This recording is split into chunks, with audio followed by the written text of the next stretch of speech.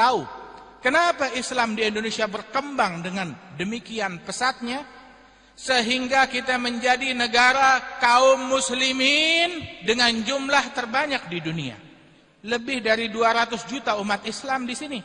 Karena para pembawa Islam yang datang ke Indonesia dahulu itu, mereka datang dengan akhlak, dengan rahmat, dengan damai, dengan kasih sayang. Nggak ada yang datang bawa golok, nggak ada yang datang bawa bom ngancur-ngancurin, nggak ada. Ini berlangsung ratusan tahun. Islam di Indonesia berkembang dalam aman, damai, tentram, paling mengenal toleransi, dan paling istiqamah, paling lempeng, paling lurus. Ahli sunnah wal jamaah yang dibawa oleh Tuan Guru Zainuddin, yang dibawa oleh para ulama-ulama terdahulu, damai, makmur, akur semuanya. Kemana Islam masuk ke dalam suatu kampung, di pelosok manapun, ada orang yang berpecah belah, jadi akur. Ada orang yang berselisih, jadi damai. Ada orang yang saling menzalimi, semuanya jadi baikan, dikembalikan haknya. Kemana Islam masuk bawa damai itu dari zaman dulu. Tapi ketika orang mulai salah guru, mulai salah ngaji, mulai salah tempat belajar, ngambil ilmu dari orang yang kagak jelas asal usulnya dari mana, nggak peduli sama sanad. Kalau guru-guru kita, ini Tuan Guru Zainuddin, dia paling perhatian dengan masalah sanad. Belajar tuh dari siapa engkau belajar? Siapa gurumu? Gurumu belajar dari mana? Asal usulnya jelas sampai Nabi Muhammad. Nah ini kagak. Gurunya dari kaset, belajar dari kitab kecil. Terbitannya nggak tahu, penerbitnya penerbit apa fiktif. Pengarangnya juga nggak jelas. Nggak taunya itu orang belajarnya di Chicago.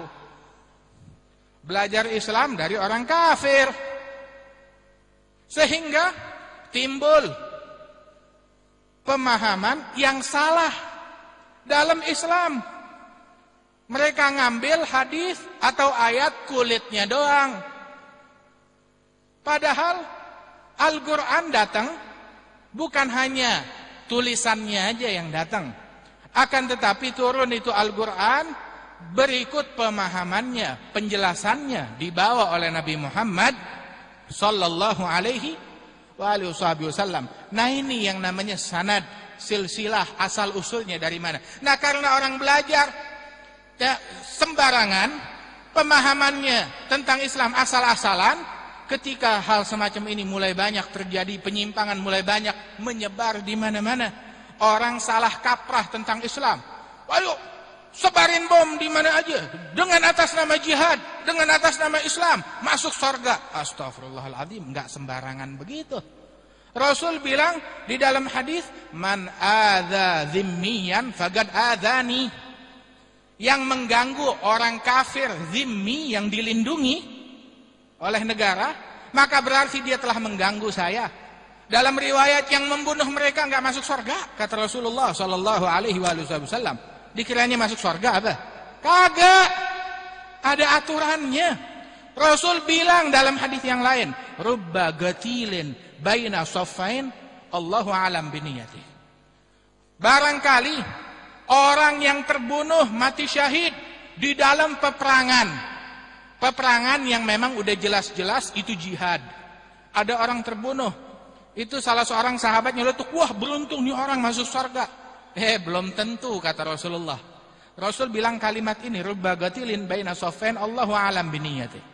Barangkali orang yang terbunuh di antara dua barisan yang bertempur dalam jihad, belum tentu dia masuk surga. Allah lebih tahu apa yang ada di dalam hatinya, apa yang ada di dalam niatnya. Enggak asal begitu.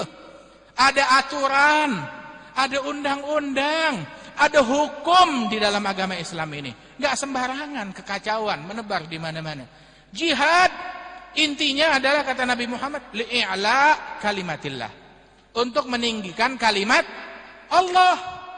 Nah ini sekarang yang bikin kerusuhan, bukankah dia menodai nama baik umat Islam? Bukankah dia menginjak-injak martabat Islam? Islam dicemoohkan lagi. Orang jadi memandang Islam dengan pandangan yang buruk, menimbulkan persepsi yang buruk tentang Islam. Gara-gara siapa? Mereka yang katanya mau meninggikan Islam malah menghinakan Islam. Mereka musuh Islam. Mereka bukan memajukan Islam, menjatuhkan Islam. Mereka bukan membela Islam, menghancurkan Islam. Bukan membawa teladan yang baik daripada Islam. Nabi Muhammad sallallahu alaihi wasallam, beliau 63 tahun hidup, itu semuanya indah dari beliau, nggak ada kenangan yang buruk. Tapi orang-orang macam begini yang merusak nama baik Nabi Muhammad. Tahu karikatur yang beredar beberapa tahun yang lalu dan mungkin masih beredar sampai sekarang di dunia barat, yang melukiskan Nabi Muhammad dengan anarkis ataupun bawa bom bawa ini.